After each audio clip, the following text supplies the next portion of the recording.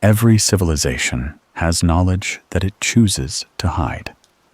Some discoveries are considered too dangerous to be shared freely, not because they lack value, but because the cost of using them is simply too great.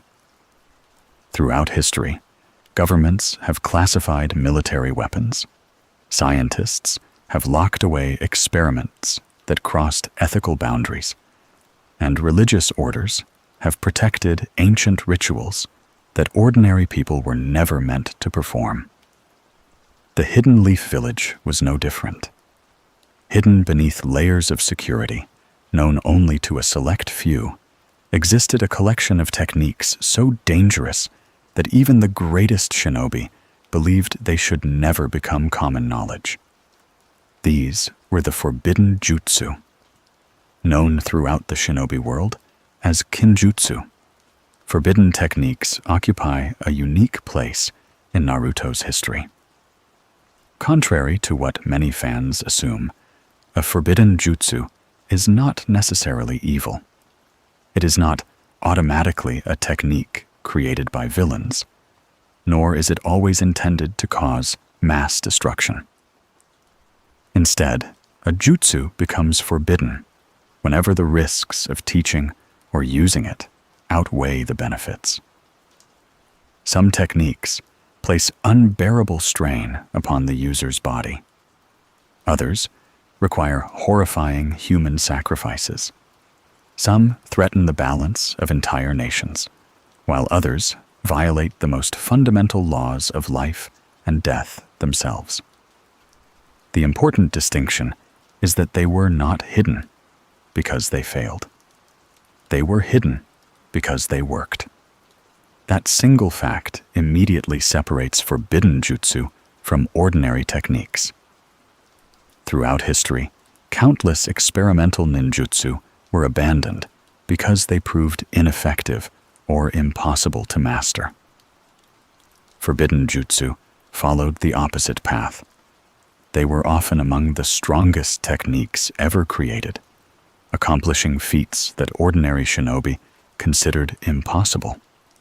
The problem was that every extraordinary breakthrough carried an equally extraordinary cost, whether measured in lives, morality, or the future consequences of allowing such knowledge to spread unchecked. The story of forbidden jutsu, therefore, is not simply the story of powerful techniques. It is the story of the choices that created them.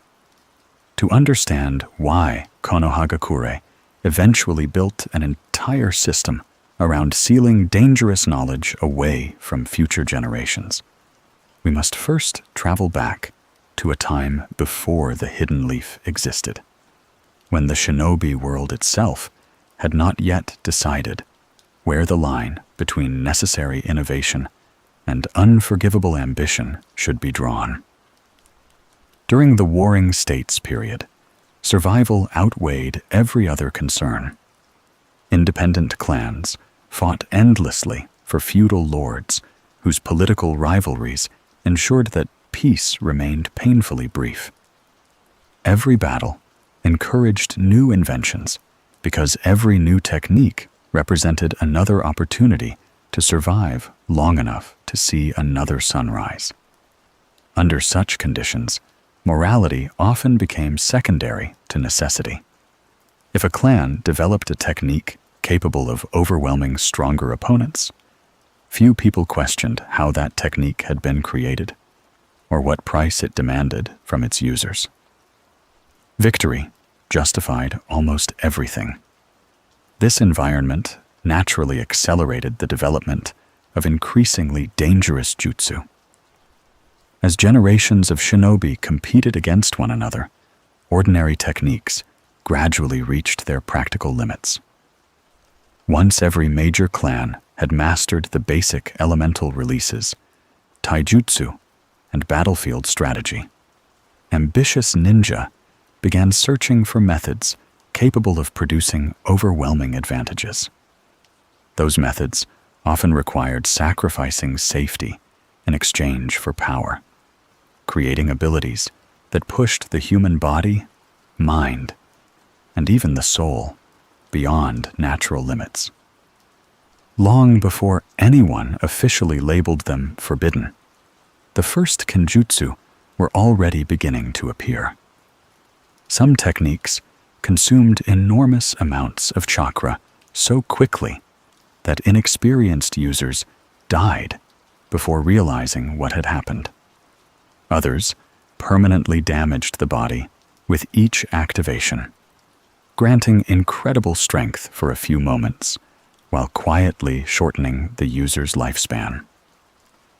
A handful ventured into even darker territory, experimenting with human sacrifice, soul manipulation, and forbidden forms of resurrection that challenged the natural order itself. At first, these techniques remained scattered among individual clans. There was no central authority capable of regulating what shinobi created. No village existed to determine which knowledge should be preserved and which should disappear forever. Everything changed with the founding of Konoha, when Hashirama Senju and Madara Uchiha established the Hidden Leaf Village. They did far more than unite rival clans. For the first time in history, enormous amounts of military knowledge were gathered into one location. Every family brought generations of secret techniques, battlefield experience, and experimental research with them. What had once been isolated collections of clan secrets suddenly became part of a much larger archive, giving Konoha access to perhaps the greatest concentration of shinobi knowledge the world had ever seen. This created an entirely new problem. Who decided which techniques should be taught? The founders quickly realized that not every jutsu deserved to become public knowledge. Some abilities were simply too dangerous for inexperienced shinobi. Others carried consequences so severe that widespread use could threaten the stability of the village itself. A peaceful society required limits that had rarely existed during the chaos of the Warring States period. Those limits gave birth to the concept of forbidden jutsu as an official classification. Rather than destroying dangerous techniques outright, Konoha adopted a more cautious approach. Knowledge itself was not viewed as inherently evil.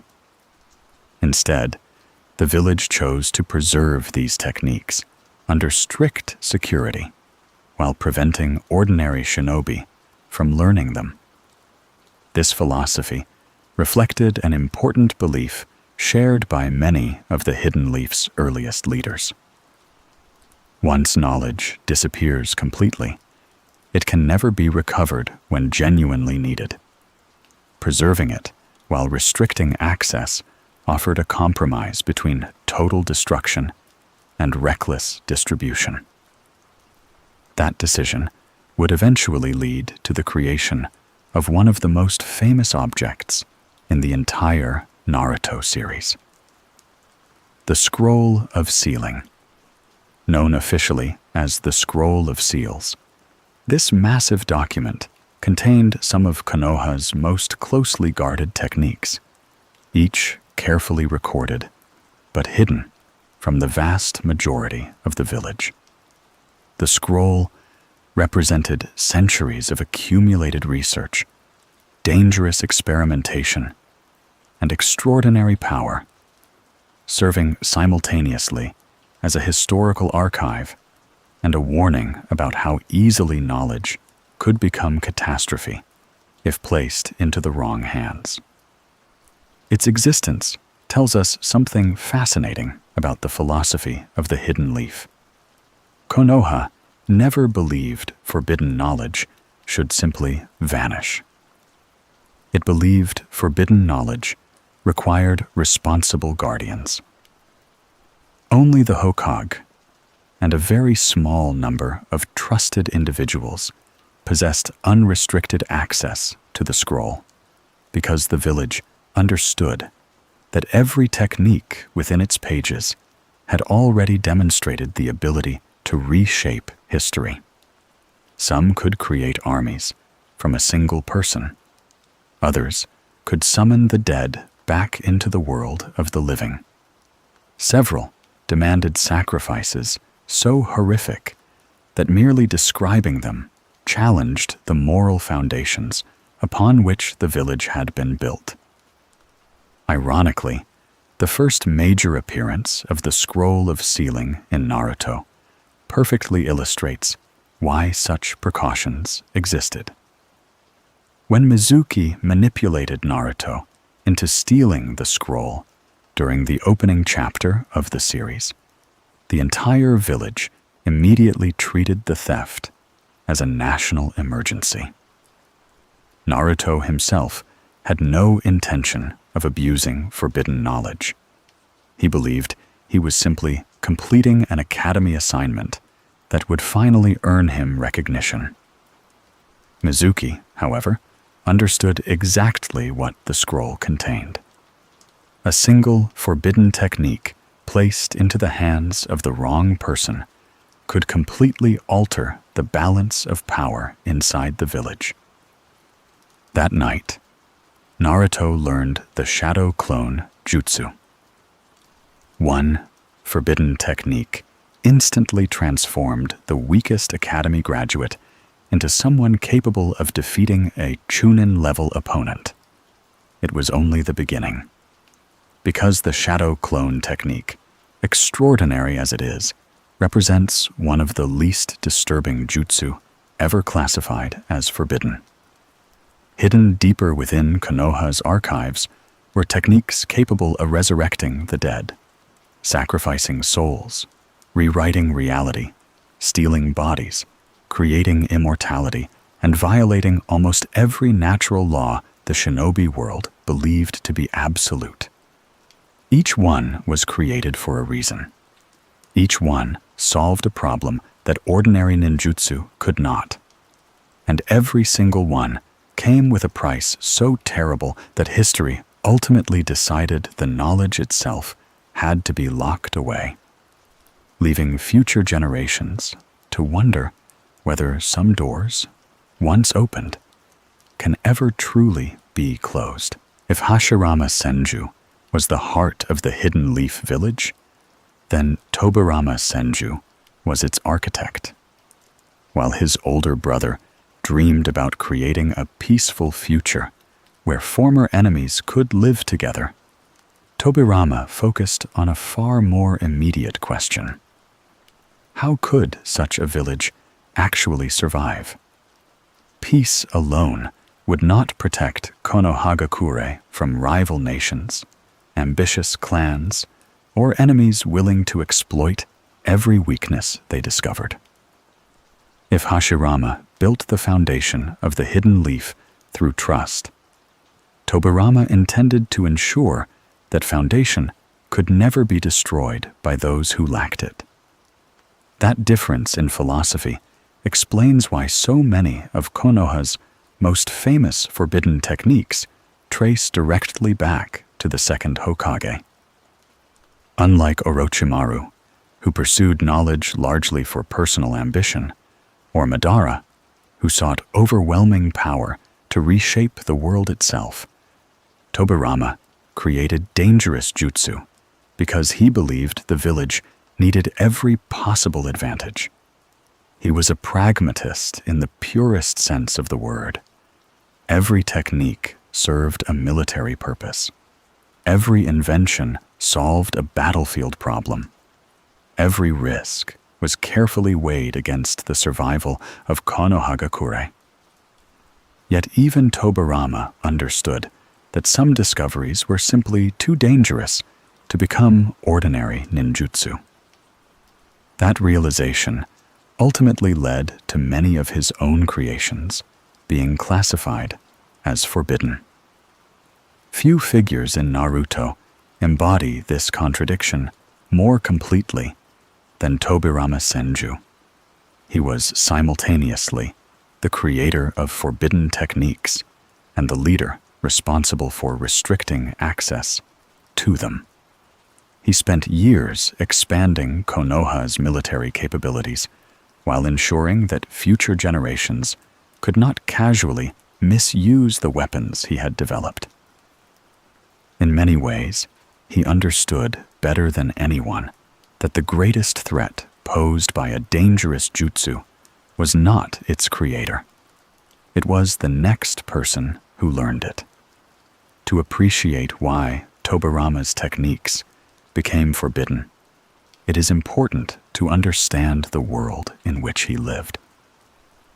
Unlike shinobi born into relatively peaceful villages decades later, Tobirama spent his childhood during the brutal Warring States period. He watched brothers die before reaching adulthood.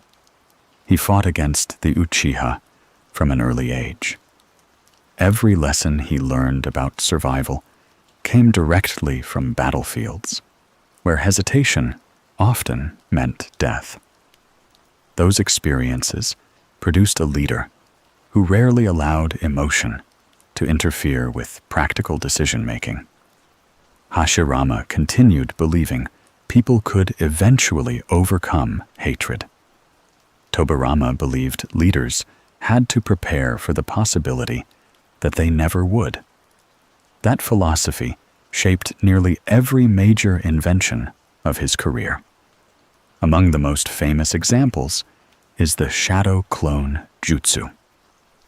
To modern viewers, the technique appears almost harmless because Naruto uses it constantly throughout the series. It becomes one of the franchise's defining abilities, allowing the future 7th Hokage to overwhelm opponents with hundreds or even thousands of identical copies of himself. The sheer frequency with which Naruto performs the technique often causes fans to forget an important detail. The shadow clone. Jutsu is officially forbidden. The reason has nothing to do with deception or cloning itself. Ordinary clone jutsu, taught to academy students, merely creates intangible illusions, incapable of physical interaction.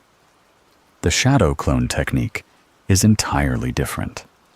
Every clone possesses a tangible body, consumes real chakra, and shares its experiences with the original upon disappearing. This remarkable ability makes shadow clones extraordinarily useful for combat, reconnaissance, and even accelerated training. But it also introduces a devastating weakness. Every clone divides the user's chakra. For an average shinobi, creating too many shadow clones can be fatal. Most ninja simply do not possess enough chakra reserves to safely sustain large numbers of physical duplicates. Exhaustion arrives almost immediately, and severe chakra depletion can permanently damage the body or even result in death.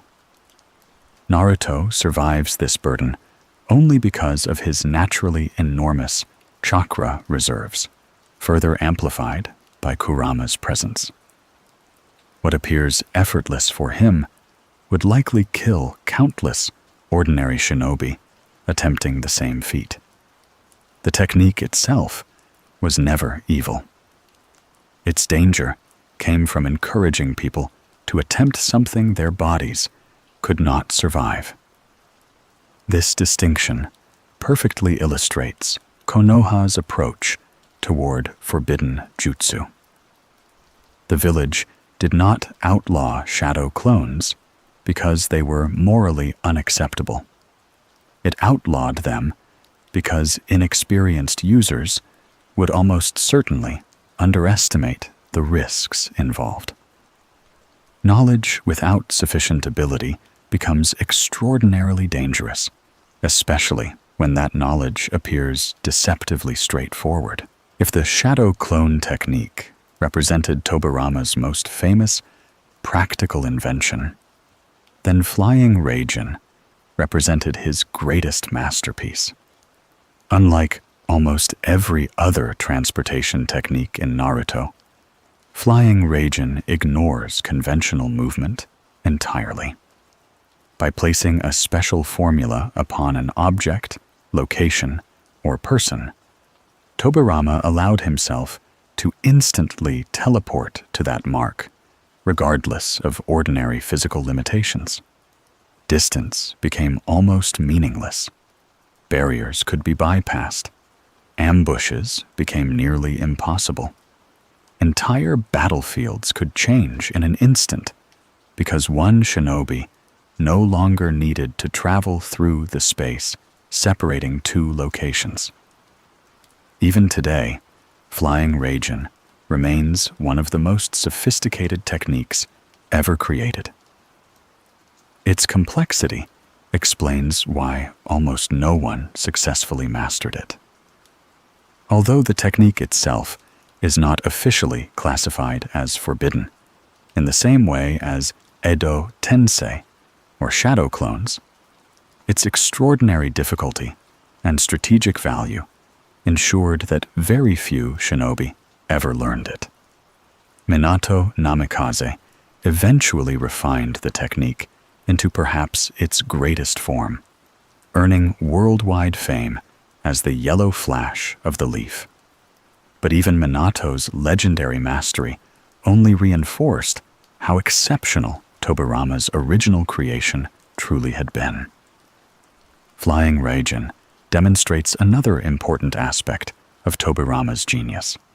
He rarely pursued overwhelming destruction. Instead, he sought overwhelming efficiency. Most of his greatest inventions emphasized precision, mobility, intelligence gathering, and tactical superiority rather than brute force. Tobarama understood that wars were often decided by information, positioning, and speed long before raw strength determined the outcome. His techniques reflected a commander constantly searching for methods that multiplied a shinobi's effectiveness without requiring impossible physical power. Then came the technique that permanently altered the history of the shinobi world: the impure world, reincarnation. Known throughout Naruto as Edo Tensei, this jutsu represents perhaps the single most infamous creation ever produced by Tobarama Senju. Unlike shadow clones or flying Raijin, Edo Tensei did not merely improve a shinobi's battlefield capabilities. It challenged one of the most sacred boundaries in existence: death itself. By sacrificing a living human body and using DNA from a deceased individual, Tobarama discovered a method capable of summoning the dead back into the world of the living. These resurrected shinobi retained their memories, personalities, and many of their original abilities, while possessing bodies that regenerated almost endlessly from ordinary damage. For military purposes, the implications were almost unimaginable. Every legendary warrior who had ever lived could theoretically become part of a new army. It was brilliant. It was horrifying. Most importantly, Tobarama himself recognized both truths simultaneously. Contrary to popular belief, Edo Tensei was never intended to become a tool for world domination. Tobarama created it during an age when every possible military advantage mattered. Nevertheless, he immediately understood the ethical catastrophe surrounding his own invention. It violated the dignity of the dead, required the sacrifice of innocent lives, and created soldiers whose very existence challenged the natural order. The technique succeeded too well. That was precisely why it had to be forbidden. Ironically, Tobirama could never have imagined how completely later generations would abuse his creation. Orochimaru dramatically improved Edo Tensei decades later, while Kabuto Yakushi perfected it to a level far beyond Tobirama's original design, ultimately using it to resurrect an entire army of legendary shinobi during the Fourth Great Ninja War. A technique invented to protect one village eventually threatened the entire world. That outcome reveals the central tragedy running through nearly every forbidden jutsu in Naruto. The creator rarely remains the one controlling it. Knowledge spreads. Ambitious people improve it.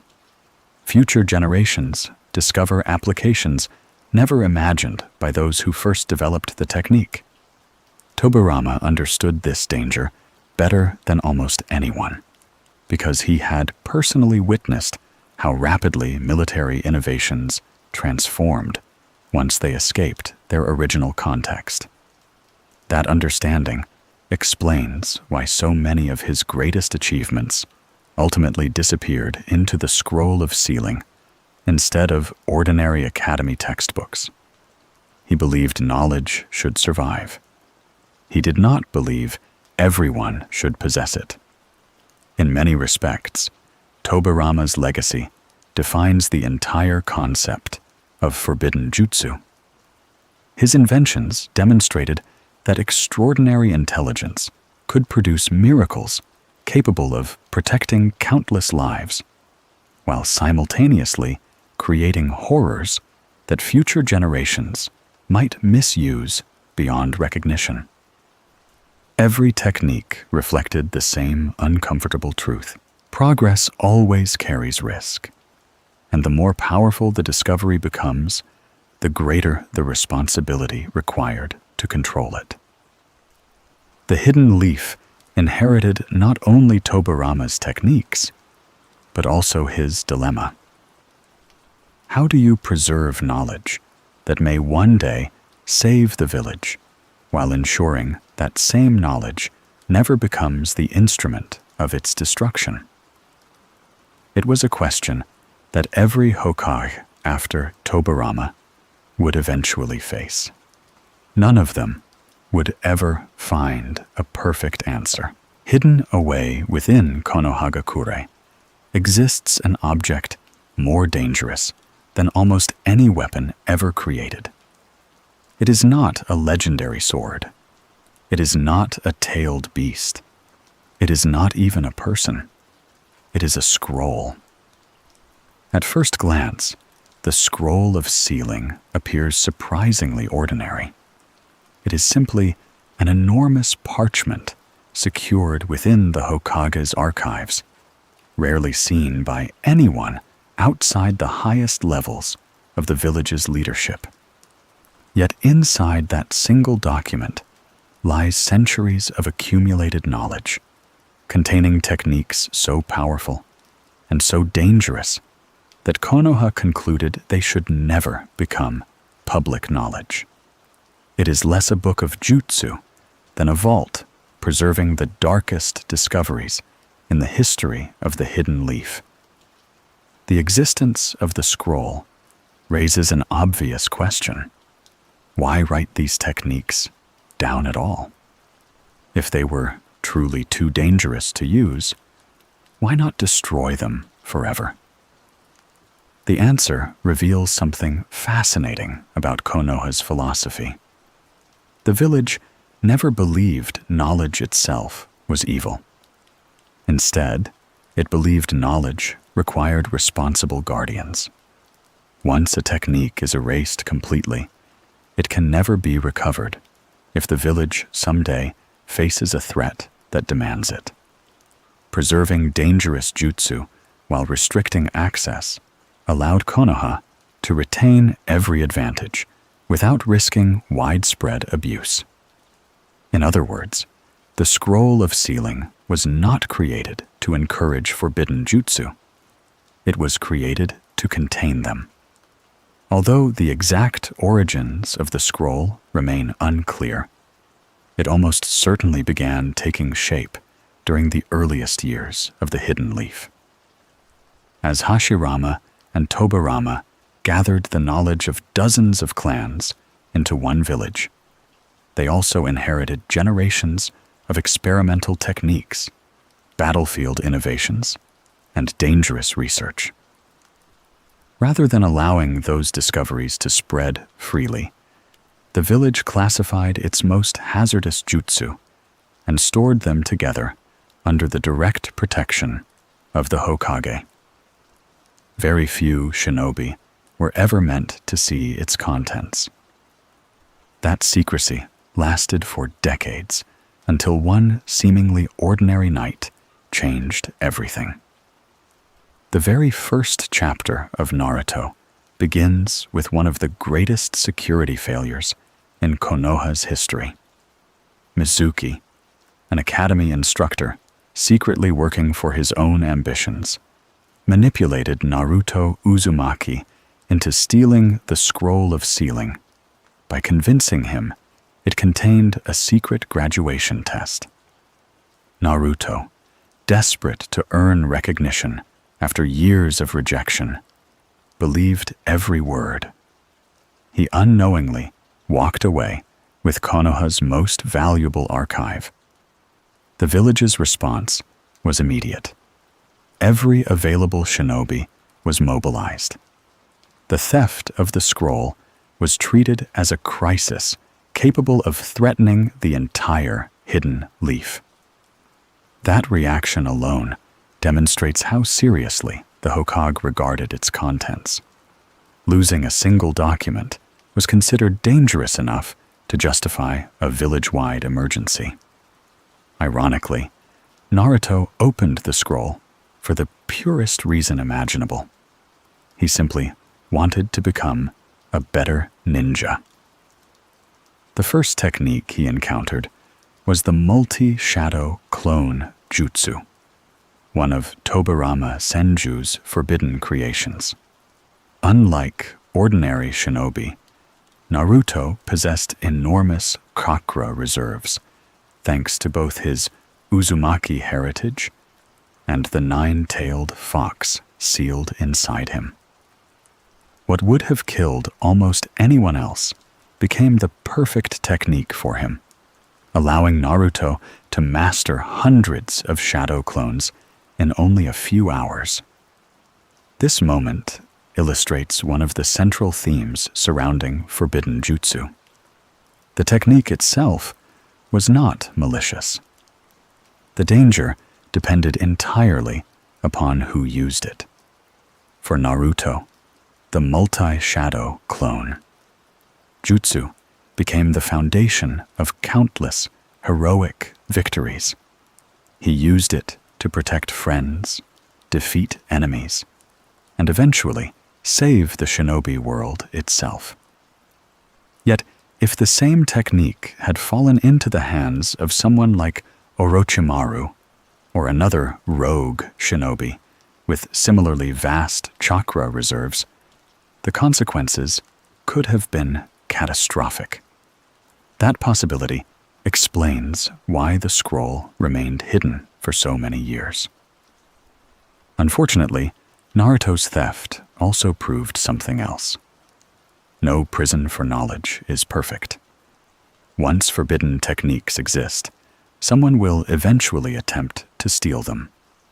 Whether motivated by ambition, curiosity, revenge, or simple desperation, there will always be individuals willing to risk everything for power.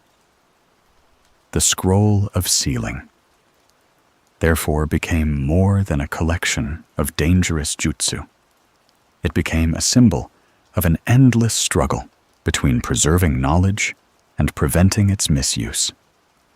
As later generations would discover, some of the greatest threats facing the shinobi world would not come from newly invented techniques. They would come from ancient secrets that had never truly remained hidden at all. Among every forbidden technique ever recorded within the Scroll of Sealing, none possesses a darker reputation than the impure world reincarnation. Known throughout the shinobi world as Edo Tensei, this single jutsu shattered one of the oldest and most sacred boundaries in existence. While most forbidden techniques merely placed enormous strain upon the user or granted overwhelming destructive power, Edo Tensei accomplished something entirely different. It denied death itself, allowing the living to command those who should have remained at rest forever. Even within the brutal world of Naruto, where extraordinary abilities are almost commonplace, Edo Tensei stands apart. It does not simply kill. It violates the natural order.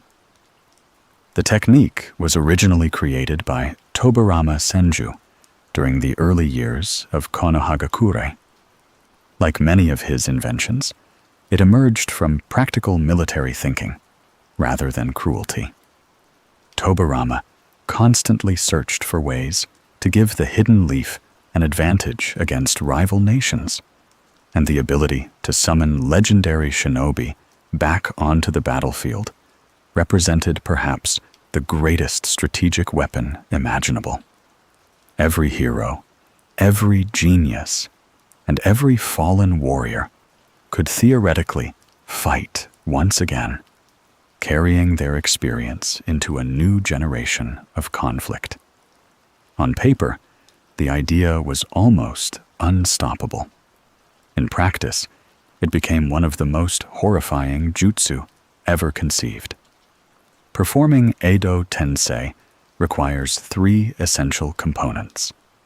The user must possess genetic material from the deceased individual, obtain a living human sacrifice whose body serves as the vessel, and complete the summoning ritual that binds the soul of the dead to that body. Once the process is complete, the resurrected shinobi returns with their memories, personality, and many of their original abilities, while their new body continually regenerates from almost any injury. The implications are terrifying. Death no longer guarantees peace. Fallen heroes can be forced to fight against the very people they once protected. Family members may find themselves battling loved ones who should have remained buried. Even worse, the resurrected individual often has little or no control over their own actions. The summoner can suppress their free will entirely, reducing some of history's greatest shinobi to little more than obedient weapons. Unlike ordinary soldiers, these warriors feel pain, remember their previous lives, and fully understand the horror of what they are being forced to do. That loss of dignity is what transforms Edo Tensei from a remarkable invention into an ethical nightmare. It weaponizes human beings long after death. Even Tobarama recognized this danger. Although he invented the technique, there is no evidence that he ever viewed it as something suitable for widespread use.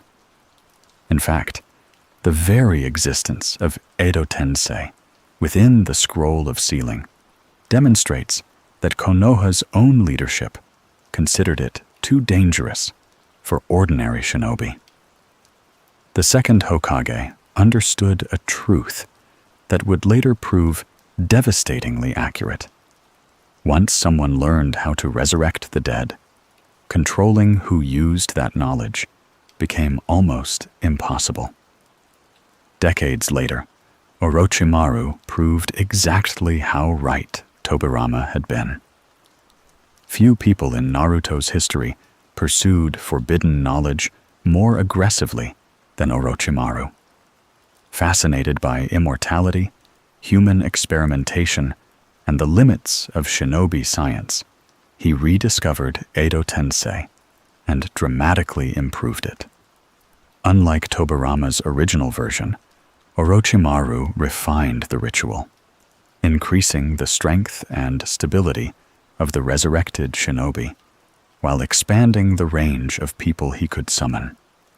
The world first witnessed this terrifying power during the invasion of Konoha.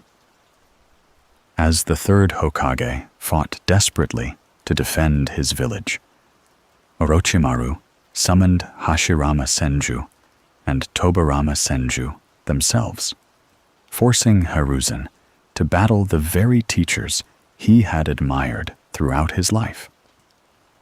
It remains one of the most emotionally powerful moments in the series, because the first and second Hokage were no longer fighting by choice. They had become prisoners inside their own bodies. Many viewers assumed this represented the full potential of Edo Tensei. It was not even close. Years later, Kabuto Yakushi elevated the technique to an entirely different level. By combining Orochimaru's research with his own medical expertise and years of experimentation, Kabuto perfected Edo Tensei until it became the greatest military weapon of the Fourth Great Ninja War. Hundreds of legendary shinobi returned to the battlefield, including the Akatsuki, the 7 ninja swordsmen of the mist, former Kage, and countless heroes whose deaths had once seemed permanent. An entire war was reshaped by one forbidden technique. The allied shinobi forces suddenly found themselves fighting enemies who could not tire, could not age, and regenerated almost endlessly after every attack. Victory no longer depended solely upon defeating an opponent in battle. It required discovering ways to seal immortal warriors whose bodies simply refused to remain dead. Perhaps the most ironic moment came when Tobirama himself was resurrected through the very technique he had invented. The creator became one of its victims. That scene perfectly captures the central lesson surrounding forbidden jutsu. No matter how carefully a technique is designed, its creator cannot control how future generations will use it. Tobirama developed Edo Tensei, believing it might protect the hidden leaf during desperate times. Decades later, that same invention nearly contributed to the destruction of the entire shinobi world. More than any other kinjutsu, Edo Tensei demonstrates why Konoha created the scroll of sealing in the first place. Some techniques are simply too powerful to disappear forever, yet far too dangerous to circulate freely. Once the knowledge exists, it becomes almost impossible to erase completely, leaving every generation responsible for ensuring it never falls into the wrong hands again. Unfortunately, as the history of Naruto repeatedly demonstrates, there will always be someone willing to open a forbidden scroll in search of power, regardless of how many tragedies history has already written in its pages. Not every forbidden jutsu is feared because it destroys cities. Some are feared because of what they demand from the person using them. Throughout Naruto, many of Konoha's most dangerous techniques share a common theme. They do not simply grant overwhelming power. They demand payment. Sometimes that payment is enormous amounts of chakra. Sometimes it is years of the user's lifespan. Sometimes it is their own body. And in the darkest cases, the price is nothing less than a human soul. These techniques reveal one of the oldest truths in the shinobi world. The greatest power is almost never free. Among all of Konoha's sacrificial jutsu, none is more iconic than the Reaper Death Seal. Known in Japanese as the Dead Demon Consuming Seal, this terrifying fuinjutsu was passed down through the Uzumaki clan before eventually becoming one of the Hidden Leaf's most closely guarded techniques. Unlike ordinary sealing methods, the Reaper Death Seal does not merely imprison chakra or restrain an opponent. It summons the Shinigami itself, an eerie spiritual entity invisible to anyone except the person performing the technique. The moment the ritual begins, the user's fate is already decided. There is no escape, no negotiation, no second chance. The Shinigami reaches into both the user's body and the target's body simultaneously, tearing out their souls before sealing them together inside its stomach for eternity. The enemy is defeated, but the user dies alongside them, forever trapped within the same spiritual prison. Few techniques demonstrate the philosophy of sacrifice more clearly. Victory comes only through mutual destruction. The first time viewers witnessed this jutsu was during the Nine Tails attack on Konoha. Minato Namikaze, realizing that no ordinary technique could stop Kurama while still protecting his newborn son, chose to sacrifice his own life. Using the Reaper Death Seal, he divided the Nine Tails chakra, sealing one half inside himself while placing the other within Naruto. His decision saved the village, but it also ensured that Naruto would grow up without either parent. Years later, the same technique appeared once again during Orochimaru's invasion of the Hidden Leaf. Facing two resurrected Hokage and one of history's greatest prodigies, Hiruzen Sarutobi understood that he could not win through conventional means. Like Minato before him, he accepted death as the necessary price for protecting the village. Although his age prevented him from sealing Orochimaru completely, he successfully removed the use of Orochimaru's arms, temporarily robbing him of the ability to perform hand signs. Both Hokage made the same choice: protect the village, pay with their lives. That recurring pattern explains why the Reaper Death Seal remains forbidden, despite its incredible effectiveness. Konoha could never allow such a technique to become commonplace, because widespread use would encourage shinobi to solve every impossible battle through suicide. Even noble sacrifices become dangerous if they are treated as ordinary strategy rather than absolute last resorts. Another famous example of forbidden sacrifice appears in the 8 Gates. Unlike the Reaper Death Seal, the 8 Gates do not require spiritual rituals or complex sealing techniques.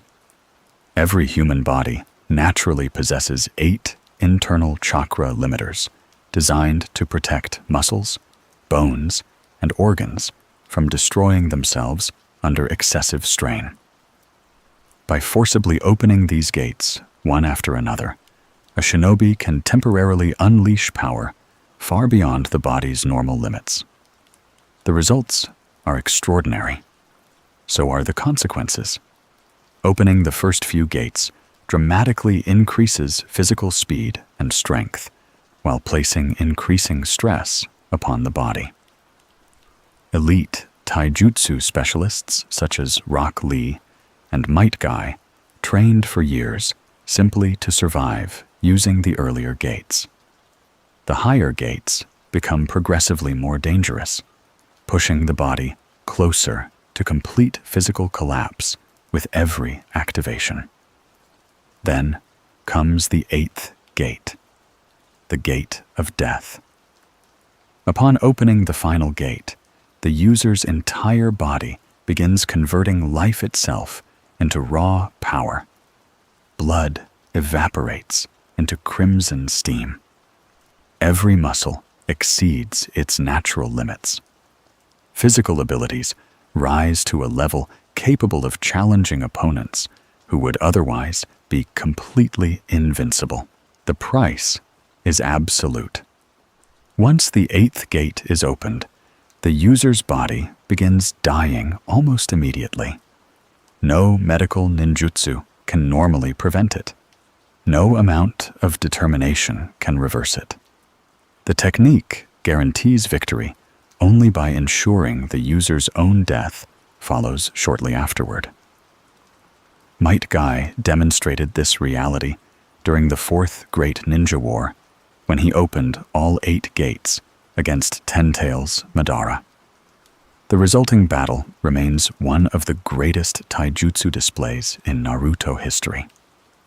Madara himself admitted that Guy had nearly killed him through pure physical strength alone, something almost no other shinobi could claim. The strongest taijutsu ever performed required the ultimate sacrifice. Only Naruto's 6 paths power prevented Guy from dying exactly as every previous user would have. Not every sacrificial technique ends in death. Some instead demand years of the user's future without them ever realizing it. One fascinating example appears in Tsunade's Strength of 100 Seal and the Creation Rebirth technique. Unlike the violent sacrifices demanded by the Reaper Death Seal or the 8 gates, Tsunade spent years storing tiny amounts of chakra inside the seal upon her forehead.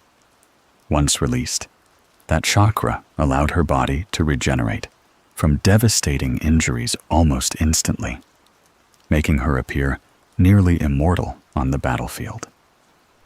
The technique seems miraculous, yet it carries hidden costs.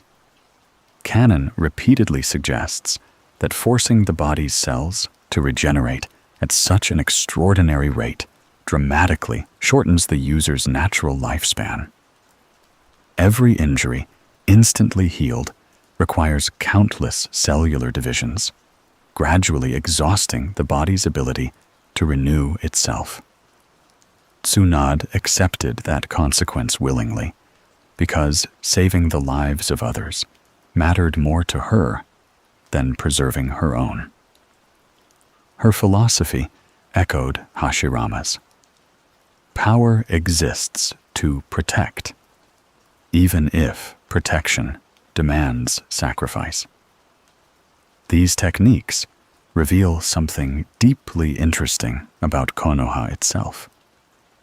Although the village classified them as forbidden, it never erased them completely. Every Hokage understood that there might someday come a moment when no ordinary jutsu would be enough. In those rare situations, a shinobi needed the option to sacrifice everything if it meant protecting the village and the people they loved. That is why these techniques remained locked inside the scroll of sealing, rather than destroyed forever. They were not evil. They were desperate. The danger was never the jutsu themselves. The danger was creating a generation of shinobi who believed sacrificing their lives should become routine instead of extraordinary. As the history of forbidden techniques continued evolving, however, one man would reject even that philosophy. Unlike the Hokage, who viewed sacrifice as the tragic cost of protecting others, Orochimaru became obsessed with a completely different goal. He no longer wished to give up his own life. He intended to steal someone else's instead. If Tobirama Senju represents the responsible face of forbidden knowledge, then Orochimaru represents what happens when every ethical boundary is abandoned. Few characters in Naruto contributed more to the history of forbidden jutsu than Orochimaru. While he certainly invented techniques of his own, his greatest impact came from something far more dangerous. He took forbidden knowledge that already existed, removed every moral restraint surrounding it, and pushed it further than anyone before him had ever imagined.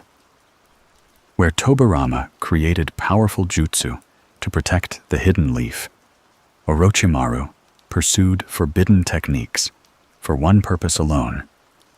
He wanted to conquer death. That single obsession shaped the rest of his life. Originally, Orochimaru was one of Konoha's greatest prodigies. Trained directly by the third Hokage alongside Jiraiya and Tsunade, he displayed extraordinary intelligence from an early age.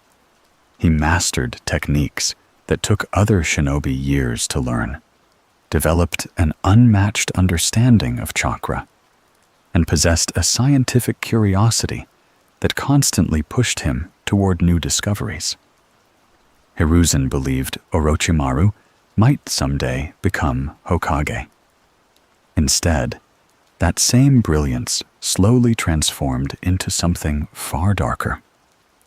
The death of his parents during childhood left a profound impression on him. While others accepted mortality as an unavoidable part of life, Orochimaru refused to do so. He became convinced that death itself represented humanity's greatest weakness, a flaw that could eventually be overcome through enough research and experimentation. Every forbidden technique he studied became another step toward achieving immortality. Eventually, knowledge itself became more important than people. This change marked the beginning of Orochimaru's descent. Unlike previous users of forbidden jutsu, Orochimaru no longer viewed human life as something worth protecting. To him, people became research materials, experimental subjects, and disposable tools that existed to advance his understanding of ninjutsu. If 100 lives had to be sacrificed to perfect one technique, he considered the exchange acceptable. Scientific progress mattered more than morality. Nowhere is this philosophy more visible than in his human experimentation. Hidden laboratories scattered across the land of fire became places where Orochimaru conducted horrifying research completely outside Konoha's laws. Men, women, and even children were subjected to experiments involving cursed chakra, genetic modification, artificial Kekkei Genkai, and dangerous biological enhancements. Very few survived intact. Those who did often carried permanent physical and psychological scars for the rest of their lives. Perhaps the most infamous result of these experiments was the curse mark. Inspired by Jugo's naturally occurring sage transformation, Orochimaru developed a seal capable of dramatically increasing a shinobi's power by injecting his own chakra into the user's body. At first glance, the curse mark appeared almost miraculous. The recipient gained enhanced speed, greater strength, and access to abilities that would otherwise remain impossible to achieve. The power came with a hidden cost. Every curse mark slowly eroded the user's free will. The more someone relied upon its strength, the more Orochimaru's influence spread throughout their body and mind.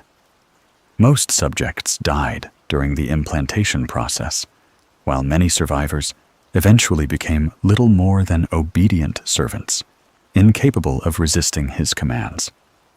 What appeared to be a gift was actually another method of control. Anko Mitarashi, Kimimaro, and eventually Sasuke Uchiha all carried versions of this forbidden seal, each demonstrating different aspects of its terrifying potential. Even that, however, was only a small part of Orochimaru's ambitions. His greatest forbidden technique was living corpse reincarnation. Unlike the Reaper Death Seal, which demanded the user's own life, living corpse reincarnation allowed Orochimaru to steal someone else's. Every few years, he transferred his soul into a younger and healthier body, abandoning his previous vessel before age or injury could weaken him. In theory, the process granted practical immortality. As long as suitable hosts remained available, Orochimaru could continue surviving indefinitely. It was one of the ultimate violations of another human being. Their body, their future, their identity. Everything became Orochimaru's property. This technique explains why Sasuke became such an important target. Orochimaru did not merely admire the Sharingan. He intended to possess it by replacing Sasuke's consciousness with his own. To Orochimaru, bloodline limits were simply biological resources waiting to be collected. His obsession eventually expanded beyond individual techniques. It became an obsession with Hashirama Senju himself. Recognizing the extraordinary regenerative abilities contained within Hashirama's cells, Orochimaru spent years attempting to recreate the first Hokage's power through genetic experimentation. Countless test subjects died as their bodies rejected the implanted cells. Most, simply, could not withstand Hashirama's immense life force. A few survived. The most famous example was Yamato. As a child, Yamato unknowingly became one of Orochimaru's experimental subjects.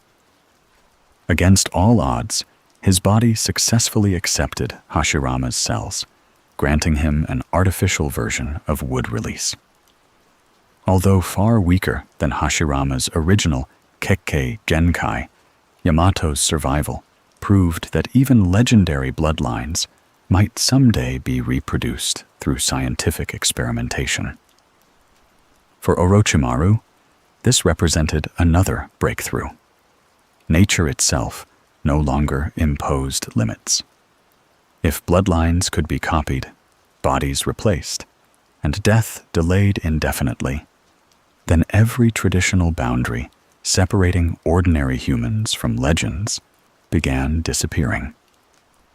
This philosophy made Orochimaru fundamentally different from every Hokage before him. Hashirama believed power existed to protect others. Tobirama believed power existed to secure the village. Hiruzen believed power carried responsibility. Orochimaru believed power simply existed to be acquired. Nothing else mattered. Ironically, many of Orochimaru's discoveries later benefited the shinobi world when used responsibly. Medical research derived from his experiments improved scientific understanding, while Yamato's existence ultimately proved invaluable during several major crises. This creates one of the most uncomfortable questions in Naruto. Can good ever justify evil methods? The series never gives a simple answer. Instead, Orochimaru serves as a reminder that scientific progress without ethics eventually stops serving humanity altogether. Knowledge itself remains neutral, but the person pursuing that knowledge determines whether it becomes salvation or catastrophe. No individual demonstrates that lesson more clearly than Orochimaru. he mastered more forbidden techniques than almost anyone in history. He uncovered secrets that countless shinobi believed impossible. He came closer to defeating death than perhaps any human before him. Yet in pursuing immortality, he gradually surrendered the very humanity he had been trying so desperately to preserve. His laboratories became monuments to a simple but terrifying truth. Sometimes, the most dangerous forbidden jutsu is not the technique itself. It is the belief that there should never be any limits on what human beings are willing to do in order to obtain more power. If there is one substance that appears more frequently in forbidden experiments than any other in Naruto, it is not a rare mineral, a mysterious chakra source, or an ancient relic. It is the body of Hashirama Senju. Long after the first Hokage died, his influence continued shaping the shinobi world in ways he could never have imagined. While future generations admired him as the founder of Konoha and the god of shinobi, scientists, rogue ninja, and ambitious leaders saw something very different. They saw the greatest biological resource in history. Hashirama's cells possessed regenerative abilities unlike anything ever recorded, allowing damaged tissue to heal with extraordinary speed while producing chakra so abundant that it seemed almost limitless. For many people, they became the ultimate shortcut to power. The problem was that Hashirama's body refused to obey anyone except Hashirama himself. Very few people could survive receiving his cells. Most simply died. The first major attempts to replicate Hashirama's abilities began shortly after his death. Researchers quickly realized that his wood release was not merely another Kekkei Genkai. It appeared deeply connected to his incredible life force, his enormous chakra reserves, and perhaps even his unique genetic makeup. Simply transplanting his cells into another person almost always produced catastrophic results. Instead of granting power, the foreign tissue expanded uncontrollably, consuming the recipient's own body until nothing remained. Hashirama's cells did not merely heal, they dominated. That horrifying tendency transformed them into one of the most dangerous materials in the entire shinobi world. Every successful transplant promised abilities that bordered on miraculous, while every failed attempt reminded researchers why the experiments had been forbidden in the first place. Orochimaru ignored those warnings, believing that enough experimentation could overcome any biological limitation. He began implanting Hashirama's cells into dozens of unwilling test subjects. Children were selected because their bodies adapted more easily to genetic modification, though even then, the survival rate remained astonishingly low. Most subjects never lived long enough to display any measurable results. Only one survived completely. Yamato. Known originally as Tenzo, Yamato became the only successful product of Orochimaru's early Hashirama cell experiments. Unlike every other subject, his body accepted the transplanted tissue without being consumed by it, granting him an artificial version of wood release. Although his abilities never approached Hashirama's legendary level, Yamato could still create wooden structures, suppress tailed beast chakra, and perform techniques believed impossible for anyone outside the Senju bloodline. His survival represented a scientific breakthrough. It also represented an ethical disaster. Yamato had never chosen to become an experiment. His abilities were purchased through the deaths of countless other children who had undergone the same procedure and never survived. Every time Yamato used wood release, he unknowingly carried the legacy of those failed experiments alongside his own remarkable strength. Orochimaru considered the project a success. Most reasonable people considered it a tragedy. The hidden leaf itself eventually discovered another application for Hashirama's cells through one of its own highest-ranking leaders, Danzo Shimura. Unlike Orochimaru, Danzo's motivation was not immortality or scientific curiosity. He believed Konoha could only survive through overwhelming military strength, regardless of the moral compromises required to obtain it. When given the opportunity, he allowed Hashirama's cells to be implanted into his right arm, dramatically increasing his vitality while providing enough life force to stabilize an even more disturbing collection of abilities. Embedded within that same arm were multiple Sharingan. Normally, a non-Uchiha could never withstand the enormous chakra demands created by even a single Sharingan. Kakashi famously struggled for years because his transplanted eye constantly drained his chakra reserves. Danzo bypassed this limitation almost entirely through Hashirama's cells, whose immense vitality continuously supported the implanted eyes. The result was one of the strangest bodies in Naruto. Part Senju, part Uchiha, entirely unnatural. This grotesque fusion allowed Danzo to use Izanagi repeatedly during his battle against Sasuke Uchiha, sacrificing one Sharingan after another, while reality itself temporarily bent to his will. Without Hashirama's regenerative power, such a strategy would have been physically impossible. The first Hokage's body had become the foundation for another forbidden technique.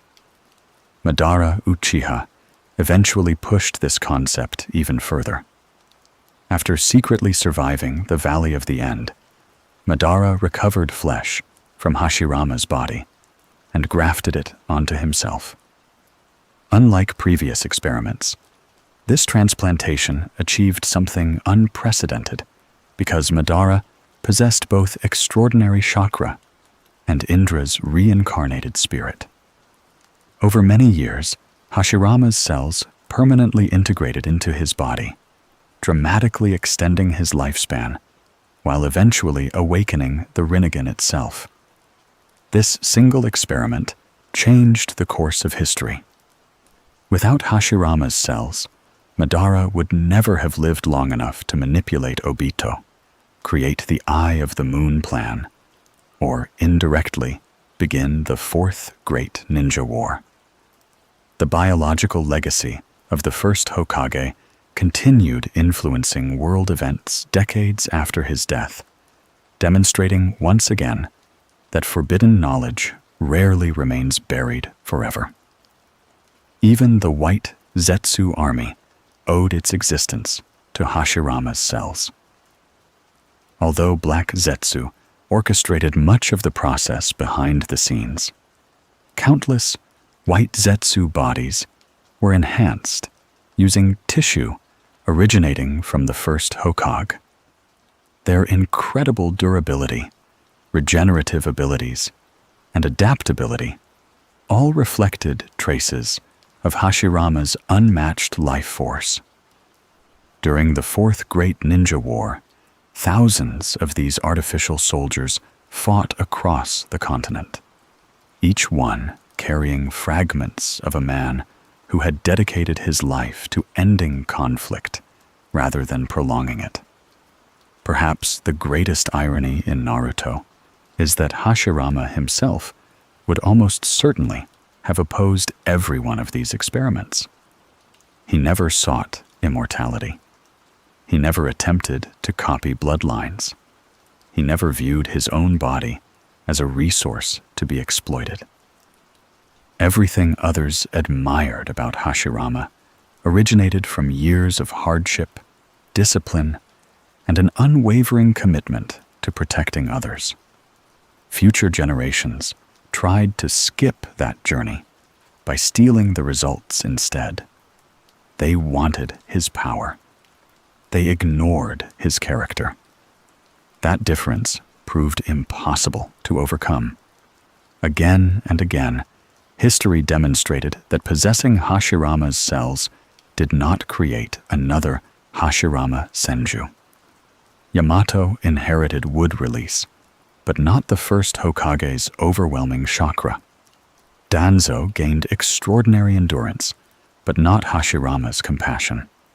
Madara prolonged his life through Senju tissue, yet remained consumed by the same ideology that had driven them apart decades earlier. The cells could replicate abilities. They could not replicate wisdom. This may be the most important lesson hidden within the history of Konoha's forbidden experiments. Throughout Naruto, countless people searched for shortcuts to greatness. Some stole bodies. Others resurrected the dead. Still others transplanted legendary bloodlines into themselves, believing that enough borrowed power would allow them to surpass the greatest shinobi in history.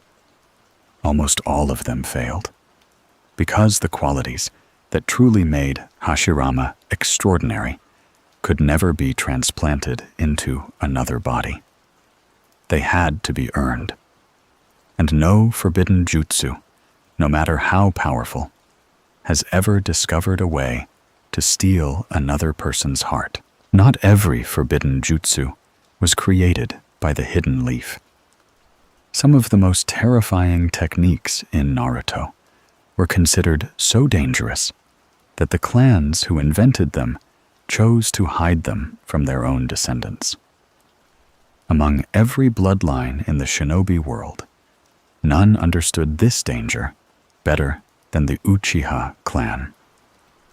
The Sharingan itself was already one of the greatest gifts ever inherited by a shinobi. Its ability to copy techniques, predict movement, and perceive chakra made every awakened Uchiha a formidable opponent. As the eye continued evolving into the Mangekyo Sharingan, however, it unlocked powers unlike anything else in the ninja world. These techniques no longer merely enhanced combat. They rewrote reality. Even the Uchiha recognized that such abilities should almost never be used. The two greatest examples are Izanagi and Izanami.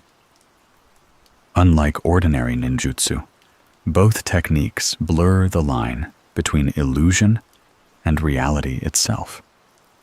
They do not simply deceive the opponent. They temporarily alter existence, allowing the user to ignore outcomes that would otherwise be absolute. Death, defeat, injury, and even fate itself become negotiable for a brief moment. The cost, however, is permanent. Every activation destroys the Sharingan used to perform it. The first of these techniques, Izanagi, is perhaps the closest thing Naruto ever comes to a true reality-altering ability. Normally, once an event occurs, it becomes part of history. A fatal wound kills its victim. A successful attack lands exactly as intended. Izanagi rejects that certainty. For a short period, the user can transform reality into illusion while turning illusion into reality. Any injury suffered during that time can simply be erased, as though it had never happened. Death itself becomes temporary, replaced by a version of history in which the fatal blow never connected at all. It is an astonishing ability. It is also terrifying. Imagine fighting an opponent who can simply decide that your successful attack never happened. Every carefully planned strategy becomes meaningless because reality itself can be rewritten. Few techniques in Naruto possess such overwhelming potential. Yet the Uchiha did not celebrate Izanagi. They feared it. According to clan history, Izanagi was originally intended as a last resort during moments of absolute desperation. It offered one final opportunity to survive an otherwise impossible situation, but only at the cost of permanently sacrificing one eye. The blindness ensured that no Uchiha could rely upon the technique repeatedly without eventually losing the very power that made it possible. The punishment reflected the seriousness of altering reality. Power demanded sacrifice. Unfortunately, human ambition rarely accepts limitations for long. Some members of the Uchiha clan eventually began abusing Izanagi for personal gain. Rather than reserving it for moments of genuine necessity, they activated it repeatedly during internal conflicts, using reality itself to escape the consequences of their own mistakes. Battles became endless because defeat no longer remained permanent. Every fatal strike could simply be undone, encouraging an endless cycle of retaliation between powerful Uchiha. The clan found itself facing an unexpected crisis. Its own forbidden technique had become too powerful. The solution was almost as extraordinary as the problem. Another forbidden jutsu, Izanami. Created specifically to counter Izanagi, Izanami traps its victim inside a repeating cycle of events that continues indefinitely until they accept reality exactly as it is. Unlike ordinary genjutsu, which can usually be broken through sufficient chakra control or outside assistance, Izanami attacks something much deeper. It forces the victim to confront themselves. Escape becomes impossible. Only acceptance ends the illusion. The technique was designed for one purpose: to stop Uchiha, who had become addicted to rewriting reality. This fascinating piece of clan history reveals something profound about forbidden jutsu. Even among one of the most powerful bloodlines in history, overwhelming abilities inevitably required equally powerful restrictions. The Uchiha understood that Izanagi threatened not merely individual battles, but the very concept of personal responsibility. If mistakes could always be erased, people would eventually stop learning from them altogether. Izanami restored that balance. It forced people to live with the truth. Ironically, the most famous modern user of Izanagi was not an Uchiha at all. It was Danzo Shimura. Through years of illegal experimentation involving Hashirama's cells and multiple transplanted Sharingan, Danzo discovered a way to bypass many of Izanagi's original limitations. Instead of sacrificing his only eye, he carried numerous Sharingan implanted into his arm, allowing him to activate Izanagi repeatedly by destroying one eye after another. His battle against Sasuke demonstrated just how frightening this strategy had become. Again and again, Sasuke landed what appeared to be fatal attacks. Again and again, Danzo simply rewrote reality. Each death disappeared. Each injury vanished. Each successful strike became meaningless. Only after exhausting nearly every implanted Sharingan did Danzo finally lose the ability to manipulate reality, revealing just how dependent he had become upon borrowed power. His victory over death lasted only as long as his stolen eyes. Itachi Uchiha later demonstrated Izanami during his confrontation with Kabuto Yakushi. Unlike Danzo, Itachi did not use the technique to win an ordinary battle. Instead, he employed it exactly as its creators had intended. Kabuto had spent years denying his own identity, constantly transforming himself through forbidden experiments in an attempt to become someone greater than he truly was.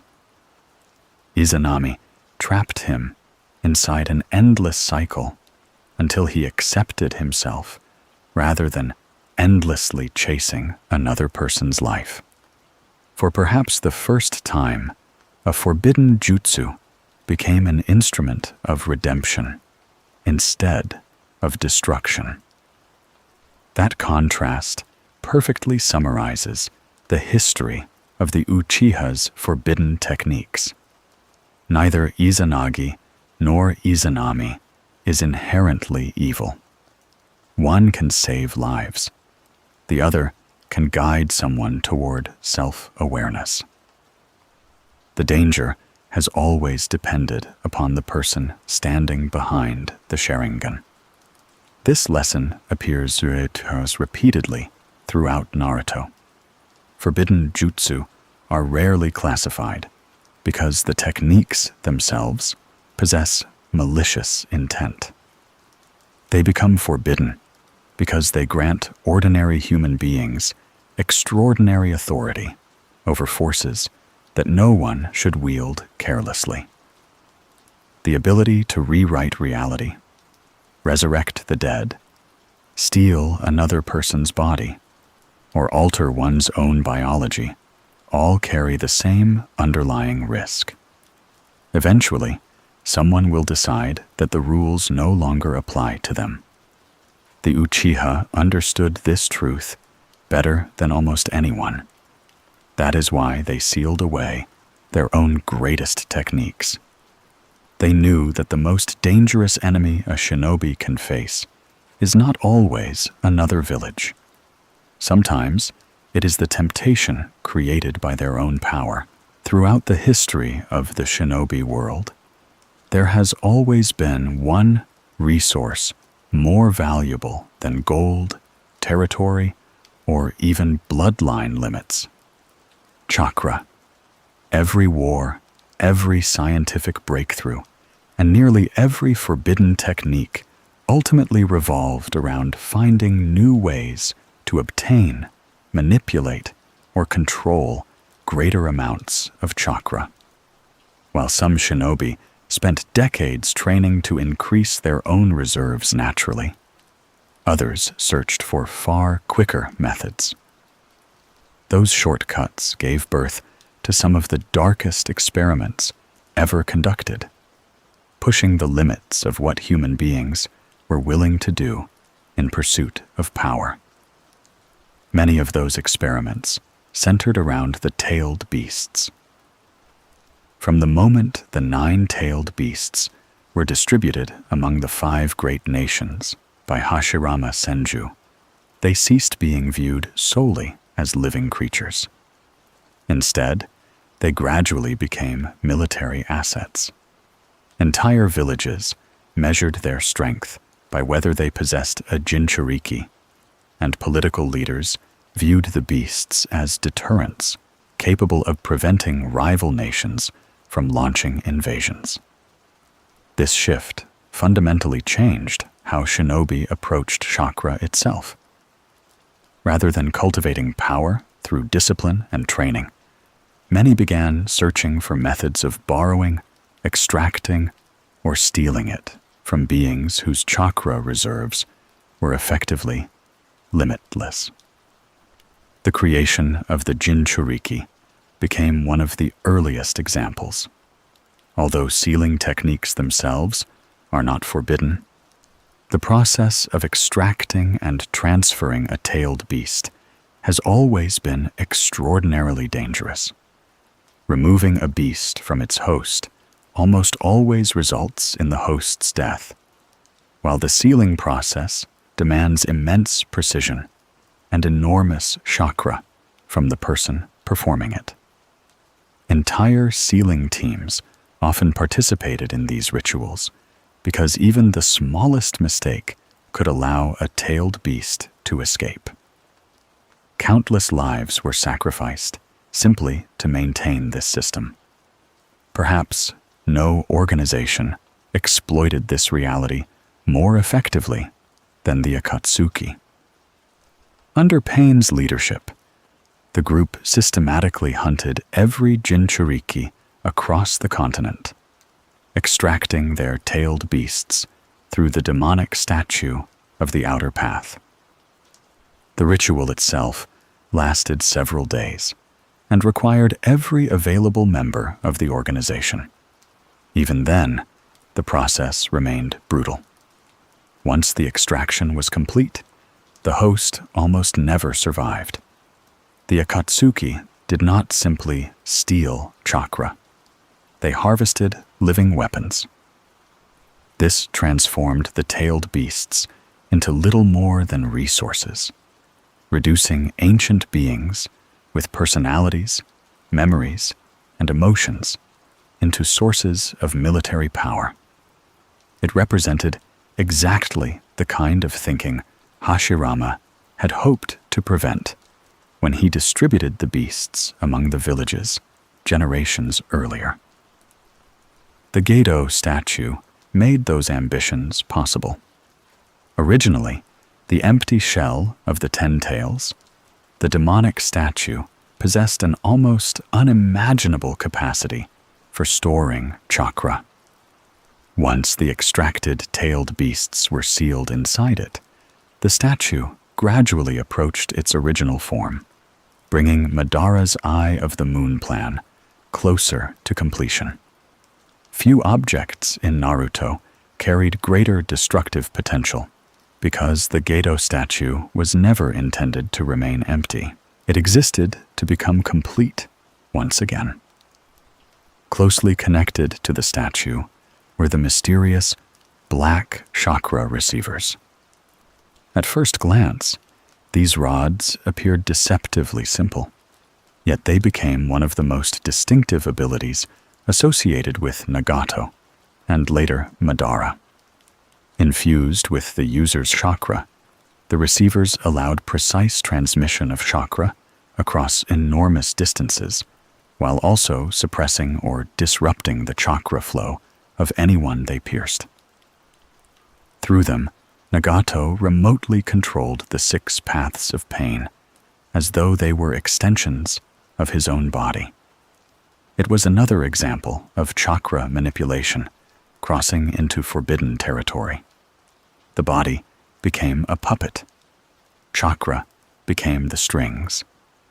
The Rinnegan itself introduced abilities that many villages would almost certainly have classified as forbidden had they ever possessed them. The human path could tear souls directly from living bodies. The Naraka path summoned the king of hell to interrogate or restore damaged bodies. The outer path controlled life and death on a scale unmatched by nearly any other dojutsu. These powers were not officially labeled kinjutsu because they belonged exclusively to the legendary Rinnegan. Yet their effects rivaled or exceeded almost every forbidden technique preserved within Konoha's archives. Power had advanced beyond ordinary classification. Madara eventually combined nearly all of these forbidden discoveries into a single plan. Hashirama's cells prolonged his life. The Gedo statue sustained his body. The Rinnegan provided control over impossible abilities. Black Zetsu manipulated events behind the scenes, while Obito carried Madara's ambitions into a new generation.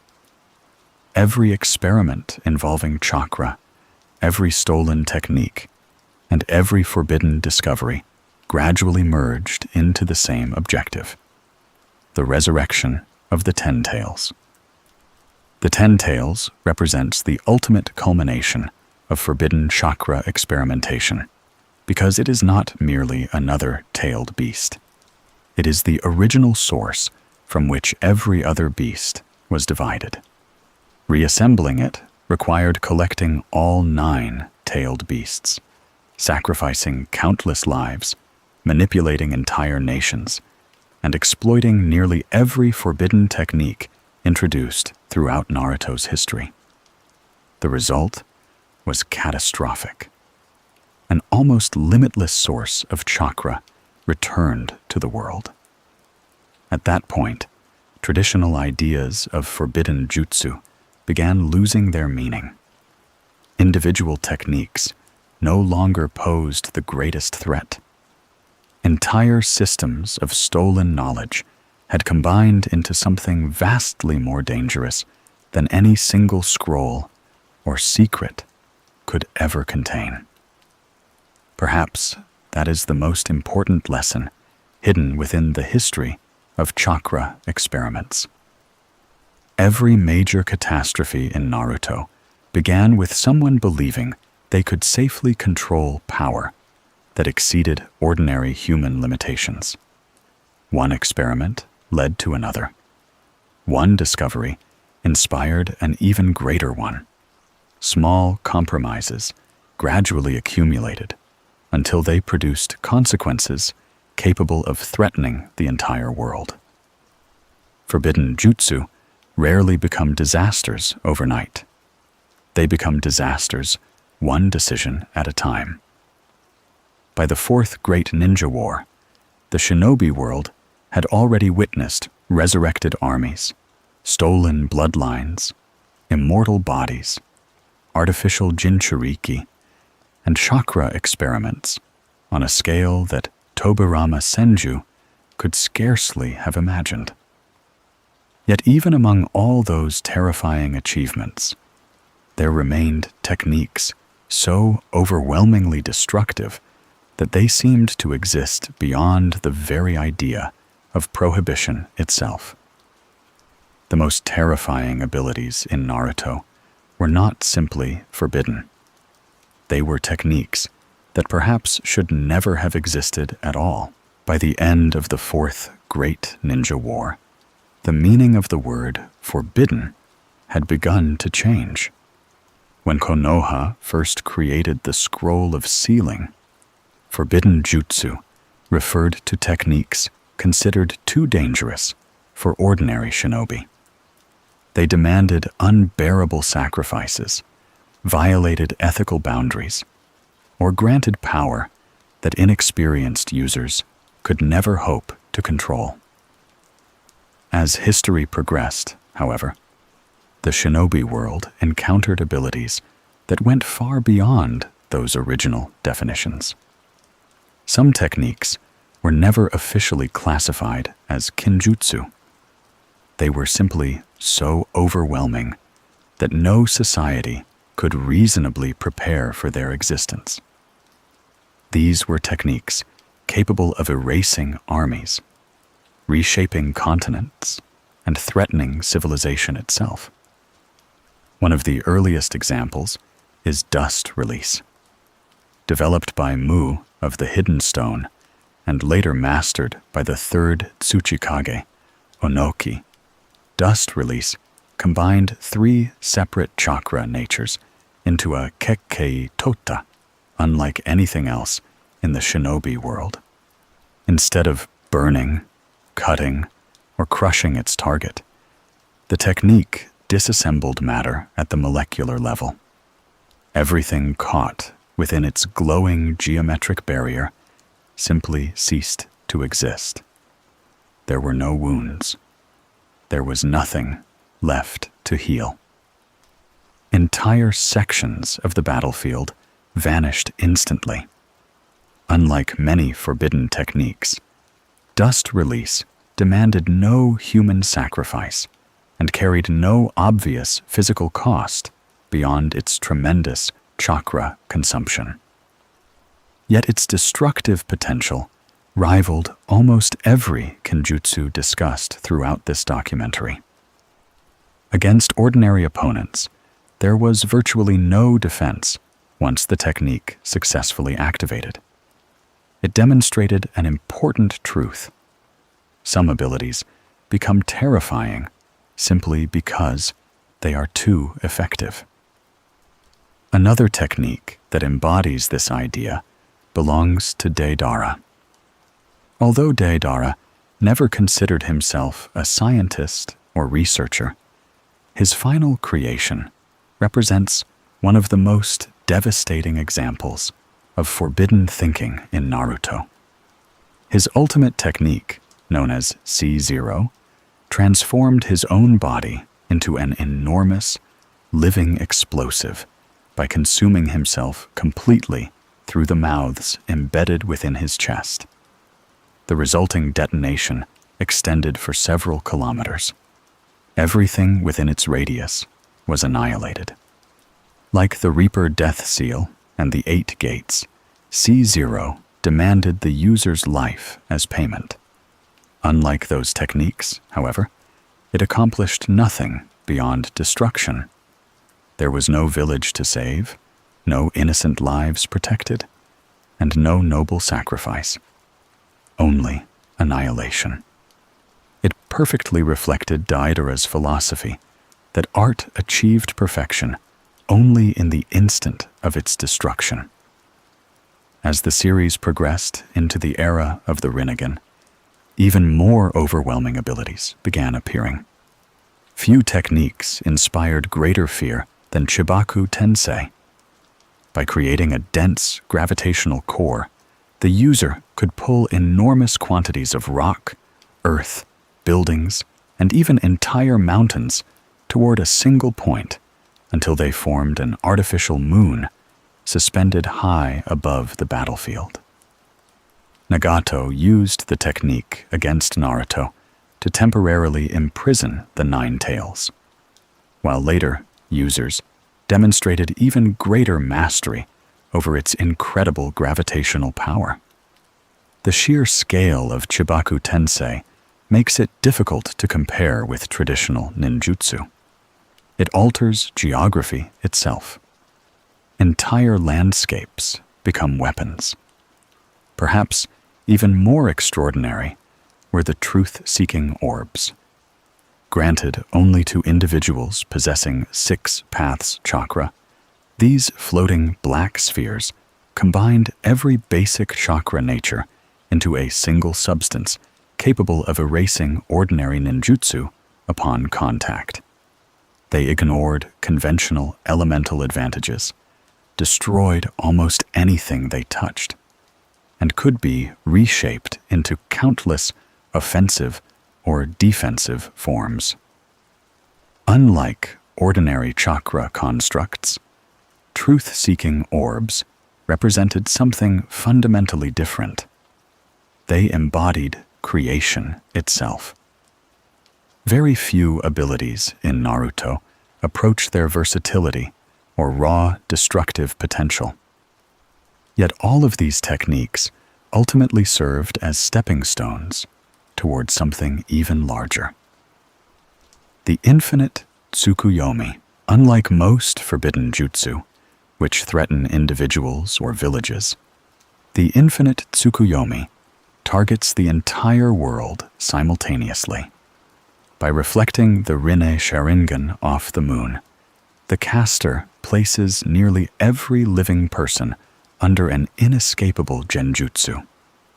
Victims become trapped within idealized dreams, while their chakra is gradually harvested by the God tree, leaving humanity completely defenseless. From one perspective, it is the ultimate illusion. From another, it is the complete extinction of human freedom. No army can resist it. No battlefield strategy matters. Once activated, the war simply ends. Everyone loses. The infinite Tsukuyomi represents the logical conclusion of nearly every forbidden ambition explored throughout this documentary. It combines stolen bloodlines, forbidden chakra, ancient sealing techniques, resurrection, and unimaginable power into one final attempt to reshape reality itself. Madara believed it would create eternal peace by eliminating suffering forever.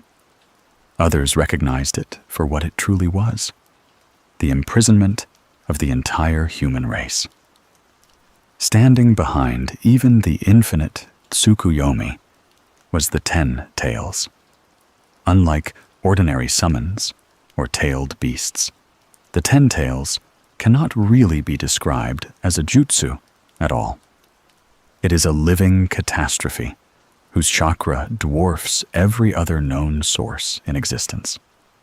Those who become its Jinchuriki transcend the normal limits of humanity, gaining abilities so extraordinary that conventional shinobi techniques begin feeling almost insignificant by comparison. Madara achieved this transformation. So did Obito. Their new powers demonstrated how dramatically the scale of Naruto's conflicts had evolved since the days when forbidden jutsu referred primarily to dangerous battlefield techniques hidden inside a scroll. Now, entire worlds stood at risk. Looking back across the history of forbidden jutsu, a fascinating pattern begins to emerge. The earliest kenjutsu demanded sacrifice from the user. Later techniques demanded sacrifices from other people.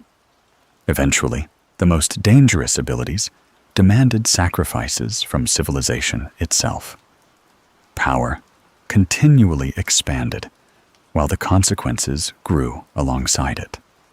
Perhaps that is why many of these later techniques were never officially classified as forbidden. By the time they appeared, there was no government capable of regulating them, no Hokage able to lock them safely inside the scroll of sealing, and no village prepared to contain abilities capable of affecting the entire planet. They existed beyond ordinary law, beyond ordinary morality, beyond almost any human ability to control them responsibly. In the end, these techniques remind us that the greatest dangers in Naruto have rarely come from power alone. They have come from people who convinced themselves that because they possessed overwhelming abilities, they also possessed the wisdom to decide the fate of everyone else. History repeatedly proved otherwise. The strongest forbidden jutsu were never merely weapons. They were temptations. And time after time, someone chose to believe that this time, unlike every generation before them, they alone could wield so absolute power without paying an unimaginable price. Throughout the history of the Hidden Leaf, forbidden jutsu were never classified simply because they were powerful. They were classified because they crossed lines that most shinobi believed should never be crossed. Looking back across every technique explored in this documentary, a pattern begins to emerge.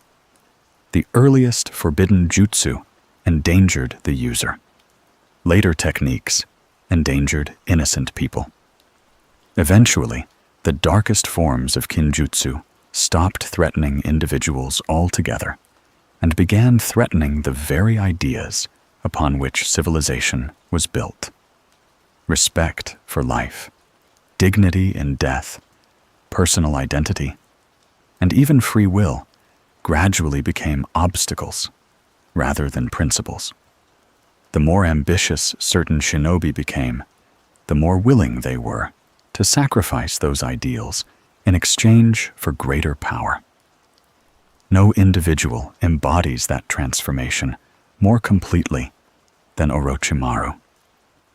His laboratories remain some of the most horrifying locations ever shown in Naruto, not because of their appearance, but because of what they reveal about the complete abandonment of morality. Hidden beneath abandoned temples, forests, and mountains were countless research facilities filled with prisoners, failed experiments, and children whose lives had been reduced to scientific data. Orochimaru rarely viewed people as individuals. He viewed them as opportunities to answer questions that fascinated him. How could immortality be achieved? Could bloodlines be recreated? Could nature itself be rewritten? Every failed experiment simply became another step toward the next discovery. Children received curse marks that most of them could not survive. Prisoners were implanted with Hashirama's cells, despite overwhelming evidence that their bodies would reject them. Others disappeared entirely after becoming subjects in experiments involving forbidden chakra, genetic modification, or body replacement techniques. Those fortunate enough to survive often emerged physically transformed, emotionally broken, or permanently stripped of the ordinary lives they had once possessed. Knowledge had become more valuable than humanity itself. Yet Orochimaru was not alone. Kabuto Yakushi demonstrated how easily forbidden knowledge can become even more dangerous when inherited by someone equally brilliant. Originally serving as Orochimaru's subordinate, Kabuto gradually absorbed not only his master's research, but also his philosophy. He modified his own body through countless experiments, implanted foreign DNA into himself, and eventually transformed into something that could no longer be described as entirely human. His greatest achievement was perfecting Edo Tensei. What Tobirama had originally created as a dangerous military technique became, in Kabuto's hands, the central weapon of the Fourth Great Ninja War. Hundreds of legendary shinobi returned from the dead, forced to fight former students, family members, and friends. Heroes became unwilling soldiers. Parents fought children. Teachers battled those they had once protected. The emotional devastation often exceeded the physical destruction. The resurrected shinobi retained their memories. They understood exactly what was happening. Many desperately begged their opponents to stop them, yet their bodies obeyed Kabuto rather than their own wills. It is difficult to imagine a greater violation of human dignity than forcing someone to wage war after death against the people they had once loved. Even this was not the lowest point in Konoha's history. Within the Hidden Leaf itself, another organization quietly embraced methods that differed from Orochimaru's experiments, only in appearance. Root. Officially established to protect Konoha from threats operating in the shadows, Root eventually evolved into something far more disturbing under the leadership of Danzo Shimura. Children were recruited at young ages, isolated from ordinary society, and subjected to relentless psychological conditioning designed to erase nearly every trace of individual emotion. Friendships became weaknesses. Compassion became hesitation. Personal identity became secondary to absolute obedience. The goal was simple: create perfect weapons. Unlike Orochimaru's laboratories, Root rarely relied upon grotesque biological experiments during its earliest years. Instead, it altered something equally precious: the human mind. Members received seals, preventing them from revealing information even under torture. Many lost the ability to express ordinary emotions after years of conditioning. Their loyalty no longer came from love for the village, but from systematic removal of everything that made them individuals. Danzo believed these sacrifices were necessary. History offers a much harsher judgment. Ironically, Danzo himself eventually embraced many of the same forbidden experimenters he once justified condemning in others. His arm, covered with transplanted Sharingan, sustained by Hashirama's cells, became living proof that even those claiming to protect morality can gradually abandon it when enough power becomes available. The line separating protector from monster proved far thinner than he ever wished to admit. This recurring pattern appears throughout the history of forbidden jutsu. Almost no one begins with evil intentions. Tobirama wanted to defend the hidden leaf. Danzo wanted to ensure its survival. Orochimaru wanted to conquer death. Kabuto wanted purpose. Madara wanted peace. Each objective sounds understandable when considered in isolation. What transformed those ambitions into catastrophes was the moment their creators convinced themselves that any sacrifice became acceptable if it brought them closer to their desired outcome. That belief has always been the true danger behind forbidden jutsu, not the techniques themselves. Throughout this documentary, we have examined resurrection, immortality, body theft, soul manipulation, reality alteration, forbidden experimentation, and countless other techniques capable of changing history.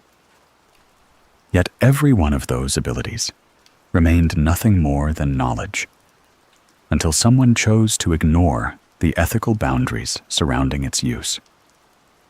The scrolls never committed atrocities. The people did. Perhaps that is the greatest lesson Konoha attempted to preserve by locking these techniques away rather than celebrating them. Forbidden jutsu remind every generation that intelligence without wisdom eventually becomes dangerous.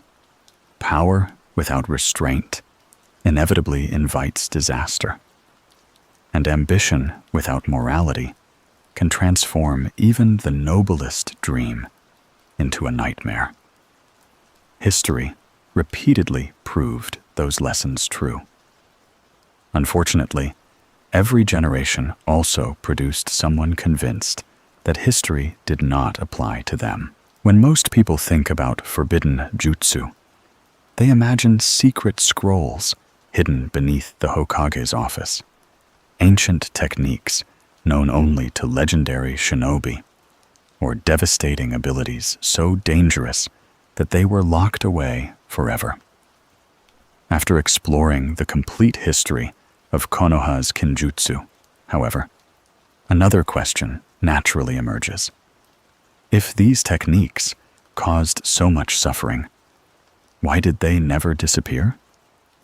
Why did every generation continue creating new forbidden jutsu, despite knowing the tragedies that had already unfolded? The answer is surprisingly simple. Because forbidden jutsu are not accidents. They are inevitable. Every era of the shinobi world faced problems that ordinary techniques could not solve. During the Warring States period, clans fought endless battles where survival often depended upon discovering stronger abilities before their enemies did. Tobirama Senju developed revolutionary techniques because he believed Konoha needed every possible advantage if it hoped to survive. The Reaper, Death Seal, existed because some enemies simply could not be defeated through conventional means. Medical ninjutsu evolved because healers refused to accept that severe injuries always meant death. Progress always begins with good intentions. The danger appears when people stop asking where progress should end. That is the lesson repeated throughout Naruto's history. Hashirama Senju believed knowledge should serve peace. Tobirama believed knowledge should protect the village. Hiruzen believed knowledge demanded responsibility. Each of them accepted that some techniques might occasionally become necessary. Yet each also understood that extraordinary power required extraordinary restraint. That philosophy explains why the scroll of sealing existed in the first place.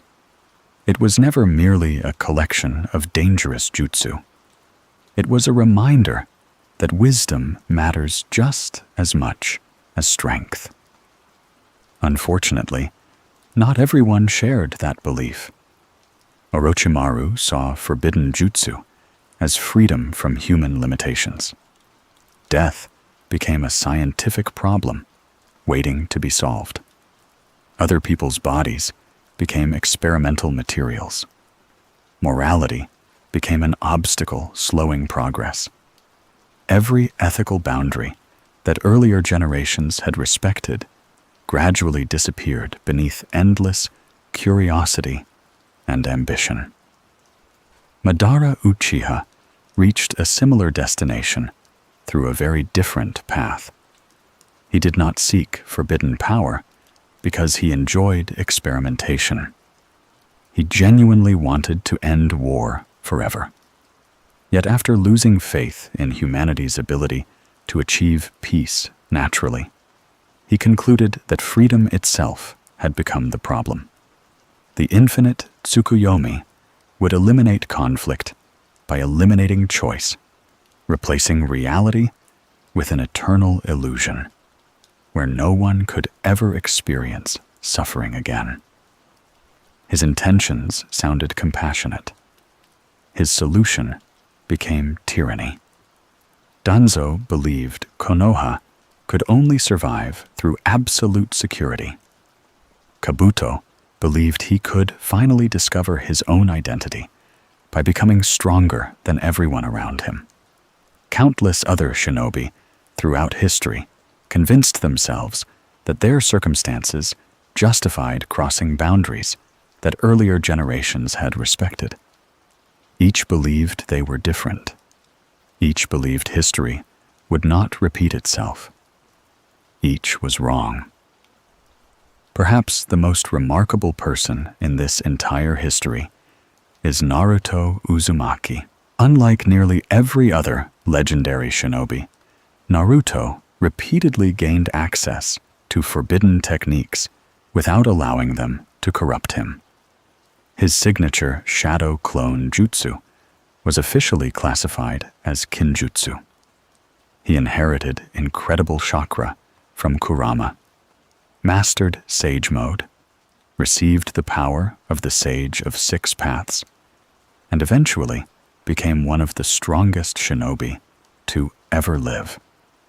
Yet he never allowed power to become his identity. Every forbidden technique Naruto learned remained exactly what Hashirama and Hiruzen believed powerful jutsu should be. A tool, never a purpose. That distinction separates Naruto from nearly every major villain in the series. Madara pursued power to force peace upon the world. Orochimaru pursued power to conquer death. Danzo pursued power to control the future. Naruto pursued power only because it allowed him to protect the people he cared about. The technique never changed. The heart behind it did. Looking back across the entire history of Konoha's forbidden jutsu, perhaps the greatest surprise is that very few techniques are truly evil on their own. Edo Tensei became horrifying because it enslaved the dead, yet it also allowed the resurrected Hokage to help save the world during the Fourth Great Ninja War. The Shadow Clone. Jutsu transformed Naruto from the village outcast into its greatest hero. The Reaper Death Seal demanded terrible sacrifices, yet both Minato and Hiruzen willingly accepted that price to protect future generations. Even forbidden knowledge can accomplish extraordinary good. The deciding factor has always been the person using it. That idea lies at the heart of Naruto itself. Again and again, the series rejects the notion that destiny, bloodline, or power alone determine someone's future. Instead, characters are judged by the choices they make after obtaining that power. The same forbidden technique may become an instrument of salvation in one person's hands and a weapon of unimaginable cruelty in another's. Knowledge has never been the enemy. Human ambition without wisdom has. Perhaps that is why Konoha never destroyed the scroll of sealing. Erasing dangerous knowledge would not erase the desires that created it. Eventually, someone else would rediscover the same techniques, ask the same questions, and face the same temptations. The village instead chose a more difficult path. Preserve the knowledge. Restrict it. Teach future generations why those boundaries exist. Hope that wisdom grows alongside power. Sometimes that hope succeeded. Sometimes it failed.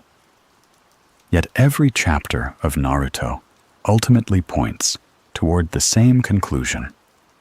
The greatest battle was never between villages, bloodlines, or even legendary shinobi. It was the constant struggle between the desire to obtain limitless power and the discipline to recognize that some things should never come without limits. That is the true history of Konoha's forbidden jutsu. It is not merely the story of secret techniques hidden inside an ancient scroll. It is the story of humanity's oldest temptation, the belief that one more discovery, one more experiment, or one more forbidden power will finally solve every problem. Time and time again, history proved otherwise. The strongest jutsu were never the greatest threat to the shinobi world. The greatest threat was always the person who believed they alone could wield them without consequence.